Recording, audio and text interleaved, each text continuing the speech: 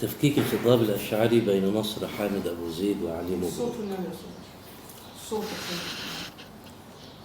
احتل محمد بن إدريس الشافعي مكانة ومنزلة في الثقافة العربية والإسلامية تكاد بقليل من التأمل والقراءة تأتي بعد مكانة جده النبي محمد بن عبد الله.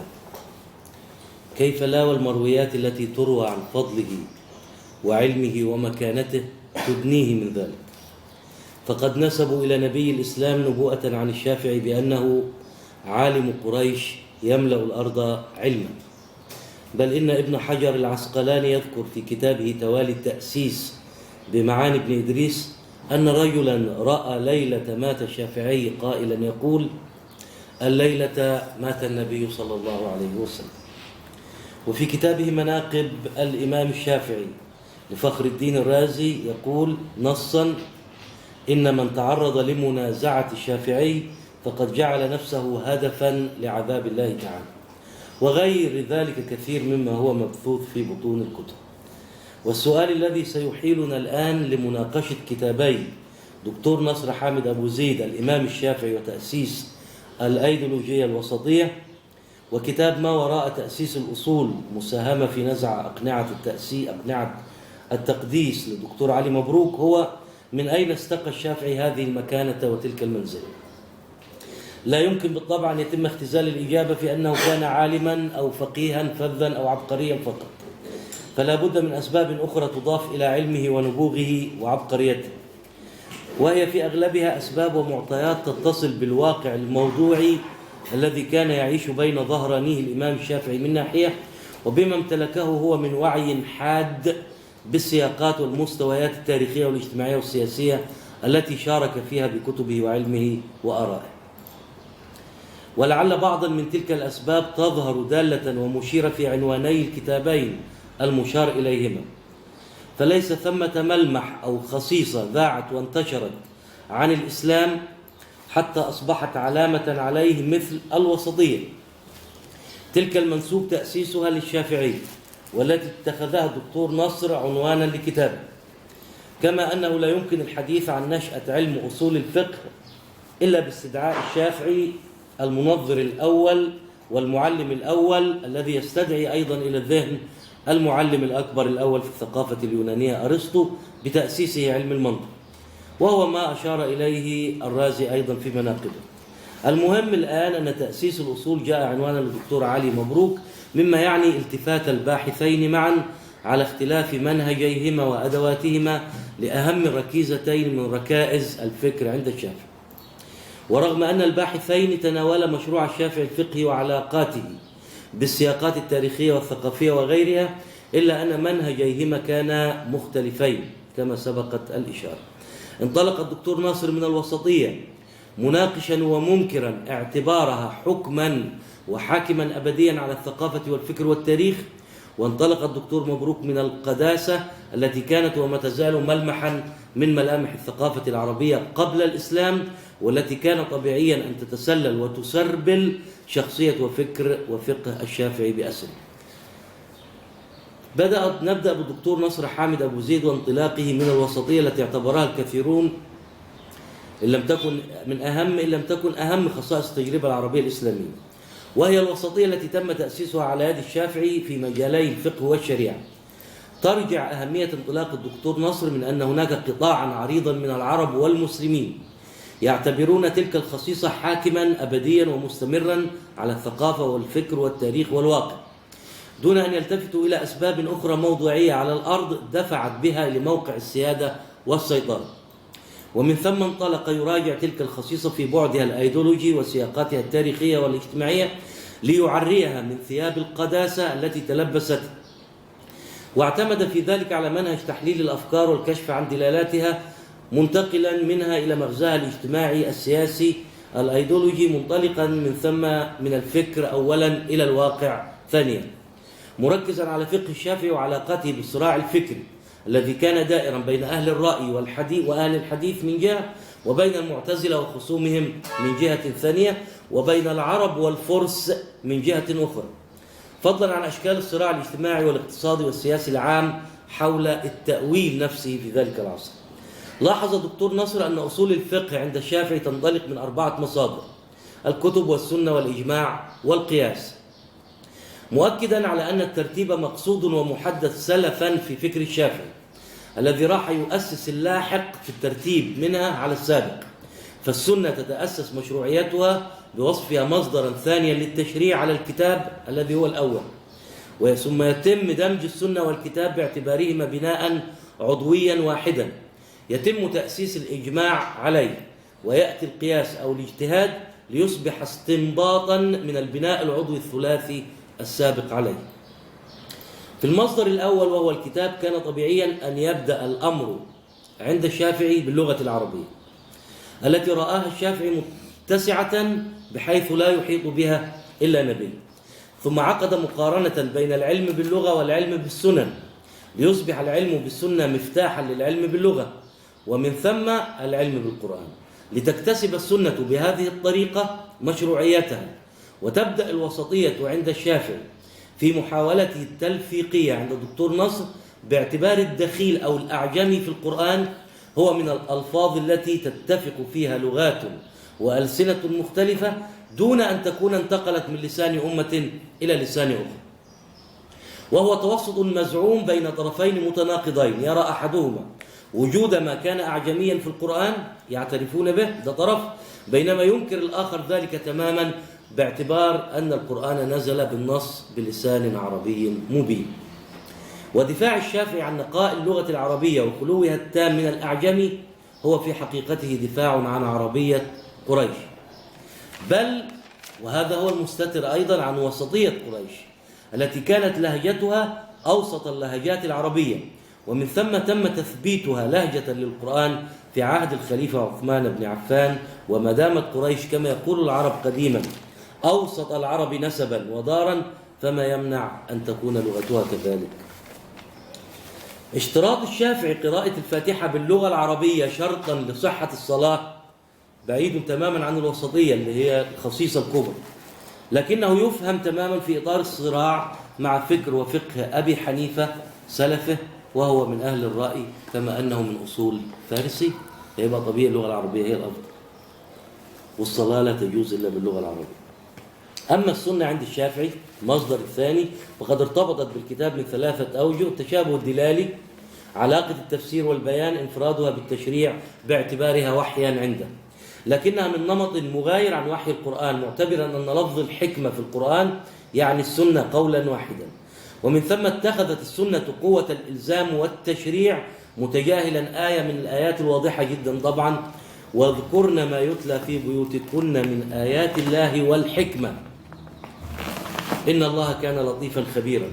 العطف بين آيات الله والحكمة يفيد المغايرة، لكن الشافعي يضطر إلى تأويل التلاوة هنا في الآية بأنها تعني مجرد النطق، ليستقيم معنى الحكمة بأنها السنة التي ينطق بها كما ينطق القرآن. لكن الشافعي في قضية الناسخ والمنسوخ يظهر اضطرابه واضحا وبينا، إذ يذهب لعدم جواز أن تنسخ السنة القرآن، ليفصل هنا بينهما ويتراجع ليجعل السنة تابعة للقرآن إما بالتكرار أو الشرح والتفسير أو البيان، بعد أن جعلها نصا واحدا من قبل باعتبارها مع القرآن وحيا واحدا لها قوة الإلزام والتشريع. في الناسخ والمنسوخ يميز هنا الشافعي بين القرآن والسنة تمييزا واضحا دفع الكثيرين لاعتباره يتوسط بين الأمرين، لأنه يتردد بين التوحيد بينهما وبين الفصل، وفي الحقيقة ليس توسطا، لأن الخلاف وقتها لم يكن خلافا حول مشروعية السنة كما هو حادث الآن في العصر الراهن مثلا، لكنه كان خلافا حول مصداقية بعض الأحاديث المنسوبة للنبي.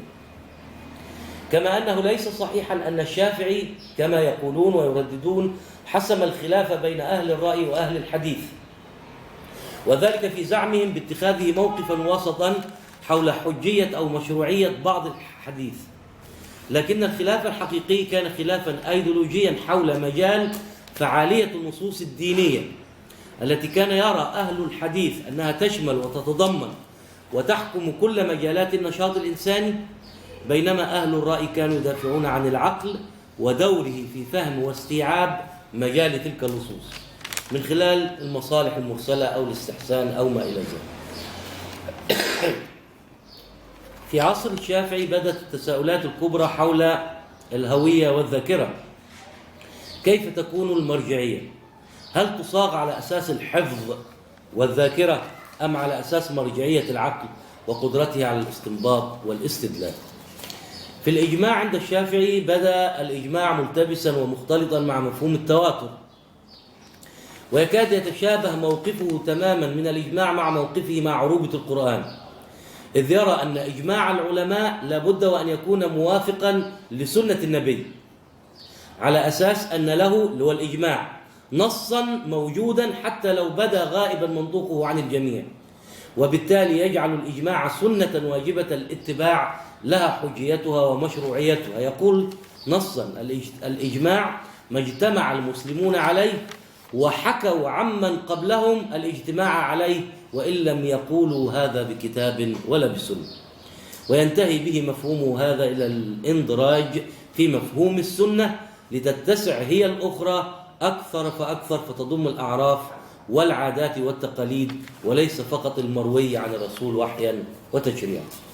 أخيرا في القياس عند الشافعي في كتاب الدكتور نصر، بدا القياس منحصرا عنده في اكتشاف حكم موجود بالفعل في النصوص الدينية، حتى لو كان خافيا أو مضمرا أو مستترا، أو بمعنى آخر اكتشاف الدلالات المضمرة في الكتاب.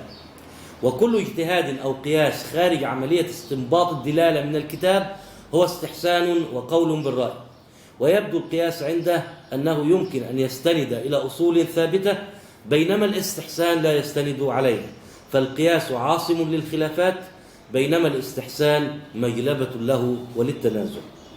من خلال قراءة العجلة للدكتور نصر في كتابه الإمام الشافعي يمكن استخلاص عدد من الملامح العامة التي انتهى إليها. منها مثلا رؤية العالم والإنسان عند الشافعي رؤية مغلولة تربط العلم والإنسان دائما بثوابت ومسلمات لا ينبغي الخروج عنها، فهذه الرؤية محكومة دائما بعلاقة العبد بالسيد وليست بعلاقة العبادية التي نادى بها الدكتور نصر نفسه في كتاب آخر. دفاع الشافعي أيضا عن عروبة القرآن ونقاء اللغة العربية هو دفاع واضح عن القرشية التي ينتمي هو إليها، فإذا كانت قريش أوسط العرب نسبا ودارا، فالحرف القرآني الذي تم اختياره من الحروف السبعة هو الحرف الوسطي طبعا الذي يعني الاعتدال والتوازن، وبالتالي سمة من سمات الإسلام. دفاع الشافعي عن السنة ومحاولاته الدائمة والمستمرة في صك مشروعيتها كمصدر مصادر التشريع باعتبارها وحيا ثانيا هو في حقيقته دفاع عن اللغة العربية، لأنه هو كان أشار إلى أن القرآن بمفرداته لا يحيط به إلا نبي، فما دام الرسول يتحدث فهو ده دفاع عن القرآن وعن اللغة العربية.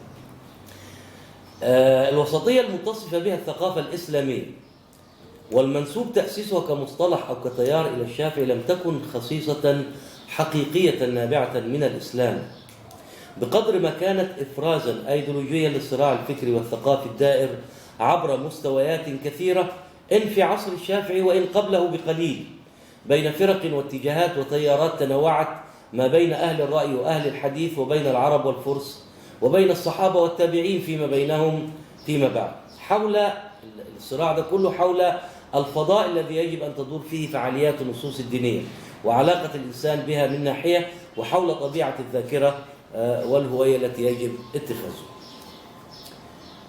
أنتقل إلى كتاب ما وراء تأسيس الأصول، مساهمة في نزع أقنعة التقديس، الدكتور علي مبروك. انطلق الدكتور علي مبروك من فكرة حضور الأصل في الثقافة والفكر والتاريخ، باعتباره الأصل مركزا لكل فعالية إنسانية، فهو أي الأصل إما يكون حضوره كنقطة بدء للوعي ينطلق منها العقل مستوعبا ومتجاوزا لها ما بعدها، وإما يكون واقعة نهائية تدور حوله الفعالية الإنسانية تكرارا وإعادة إنتاج وتقليدا واتباعية. مؤكدا الدكتور علي مبروك أن حضور الأصل كمعنى ومفهوم احتل موقع المفهوم الأكثر مركزية وتأسيسية في الثقافة العربية والإسلامية، وانشغل في كتابه بهذا المفهوم ونوعه وطبيعة اشتغاله، خاصة وأن علوما كثيرة قد نشأت وتبلورت حول الأصل كأصول الدين وأصول الفقه، وهي العلوم التي لعبت دورا بالغ الأهمية في تكوين وبناء العقل العربي الإسلامي. من ثم التفت الباحث إلى الشافعي باعتباره مؤسس علم أصول الفقه، التي ما كان له الشافعي أن يبنيها أو يؤسسها إلا في حضور الأصل الأول والأعلى، وهو هنا الكتاب أو النص، الأمر الذي يتشابه مع فكرة هيمنة وتسلط معطى سابق دائما في ثقافة العرب أثناء عصر الشافعي وقبل عصر الشافعي بالتأكيد، وهو معطى الثقافة الأبوية التي لا يملك المرء إلا التمحور والدوران حولها والانصياع الكامل لسطوتها. المفارقة كانت في أن القرآن نفسه وهو الأصل الأول كان ينعي على تلك الثقافة الأبوية، الأمر الذي كشف به الدكتور علي مبروك عن أن آلية التفكير بالأصل أو بالنص تجاوزت فكرة التفكير بالأصل أو بالنص من حيث هو قرآن أو سنة إلى كل تفكير بالأصل على الإطلاق، حتى لو لم يكن هناك أصل كانوا يبحثون عن أصل لكي يتم التفكير به. من هنا كان الشافعي مضطرا وهو يؤسس لعمله الضخم إلى التعالي عن الشروط الإنسانية الموضوعية، ما دام التأسيس يدور بآلية التفكير بالنص الذي هو الأصل، ليمنح عمله القداسة ليس فقط في مادة العمل ومتنه، ولكن أيضا في القواعد والآليات المعرفية وطرائق التفكير التي اكتسبت هي الأخرى أو اكتست قداسة أخرى. فجاء كتاب الدكتور مبروك هنا سعيا منه في محاولة مخلصة لدفع العقل العربي والإسلامي للعودة أو الارتداد من المقدس المتعالي إلى الإنسان الموضوع. وكان تأسيس فكرة القداسة وتشابكاتها مع الدين والقبيلة محور الفصل الأول من كتابه، متتبعا تجلياتها في الدين والقبل والسياسي، فضلا عن حديث النقل والعقل والعلاقات التي رسخت للقداسة الدينية والسياسية والقبلية. يجي الفصل الثاني الشافعي وتأسيس الأصول من تقديس الأب إلى تقديس الأصل، مبتدئا بالإشارة إلى اقتراب الفقيه من السلطة. الشافعي ورغبته في إقصاء الخلاف والرأي ووضع كتاب يجمع عليه الناس. في خطوة أولى للتضييق على العقل والرأي كان قد بدأها الخليفة من قبله، وهو ما يفسر إدراج الشافعي الاختلاف والرأي في مشروعه الفقهي ضمن دائرة الاستحسان، بل ويؤلف كتابا كاملا يطلق عليه إبطال الاستحسان. فإذا كان الكتاب القرآن هو الأصل الذي يرجع إليه، فإن آلية التفكير بالأصل تفرض على الشافعي أن يضع كتابا يكون هو أصلا وأصولا لكل ما يأتي بعده في مجال الفقه. يلتقط الدكتور علي مبروك بمهارة ولع العرب بعلم الأنساب، رغم محاولات البعض في فترة متأخرة من الإسلام بعد الفترة الجاهلية، رغم محاولات البعض تهميش وإقصاء علم الأنساب بفكرة إن أكرمكم عند الله أتقاكم وما إلى ذلك، إلا أن الشافعي التقط العلم مرة أخرى ليكرسه باعتباره سلطة أصلية، خاصة وأن النسب في حالته هو متصل بأرومة النبي، الأمر الذي سيترتب عليه تثبيت مركزية القبيلة المنتمي إليها كلاهما النبي والشافعي معا، ومن ثم تثبيت منهج وفقه الشافعي بسبب نسبه الطاهر الشريف، فضلا عن جعله القبيلة والعشيرة مناطا لخطاب إلهي واضح ومحدد. أيكون هو جديرا بهذا أم يكون الآخر الفارسي أبا حنيفة؟ بالطبع يكون هو. ليتسرب بالتالي اعتزاز الشافعي وفخره بنسبه إلى أنساقه الفقهية، وليدخل الشافعي نفسه بنسبه هذا إلى فضاء القداسة. قال أحدهم ليلة مات الشافعي مات الليلة صلى الله عليه وسلم النبي. ولعل تلك القداسة نفسها وتثبيت سلطة الأصل نصا ونسبا هما ما وجها عملية تأسيس الشافعي للأصول وترتيبه لها على نحو جعله يتعالى بسنة النبي إلى مقام النص. عند علي مبروك بنى الشافعي الاجتهاد مقابل النص، حيث اعتمد في مفهومه للنص على آليتي التوسع والإلحاق والاستحسان بعيدا، خاصة وأن الاجتهاد عند الشافعي يحدثه المرء من نفسه، بينما أمر الإنسان باتباع غيره، والغير هنا هما الكتاب والسنة، بينما راح في القياس والاجتهاد قبله يلحقهما بالنص، والقياس إما كنص أو كمجرد هامش تافه وضئيل على نص بالغ الاتساع والإحاطة. القراءة الأولية للكتابين، هذه قراءة أولية تكشف بوضوح اتفاق الباحثين في موقف الشافعي من الرأي، وفي موقفه من الاختلاف، وفي موقفه تحديدا من الإجماع ومن القياس. موقف كان واضح تماما أن الشافعي كان يبتعد ويقصي هذين المصدرين تماما، وهو يميل تماما إلى النص وإلى اعتباره المركز. لكني أنا التفت بعيدا حتى عن كتاب الدكتور نصر حامد أبو زيد إلى مفهوم الوسطية في النص القرآني نفسه. يعني هو من أين أتى العرب والمثقفون بمسألة الوسطية؟ الآية طبعا واضحة الشائعة، وجعلناكم أمة وسطا وكذلك جعلناكم أمة وسطا لتكونوا شهداء على الناس إلى آخر الآية في سورة البقرة.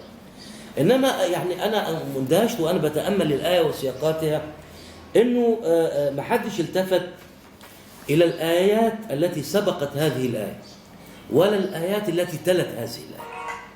أنا نظرت إلى القرآن وشفت الآيات اللي قبلها والآيات اللي بعدها، فلاحظت أن الآيات التي سبقتها أو حتى تلك التي تلتها تتحدث عن القبلة وعن المشرق والمغرب والمسجد الحرام، حتى لا تبدو الوسطية في الآيات ذات مسحة جغرافية أكثر منها مسحة من تلك التي اعتبروها سمة من سمات الثقافة بمعنى الاعتدال إلى آخره. المهم أنها سيطرت وأصبحت واحدة من مسلمات الفخر والمباهاة، كما أن المفردة دي لم ترد كثيرا في القرآن. يعني من الطبيعي إذا اخترنا ملمحا أو سمة من ملامح ثقافة بعينها أو دين بعينه، يكون هذا الدين في تجليه مكثرا من ترديدها، مكثرا من مفرداته، إلا أن هذه المفردة مثلا وردت في آيات مشتقات زي قال أوسطهم ألم أقل لكم لولا تسبحون.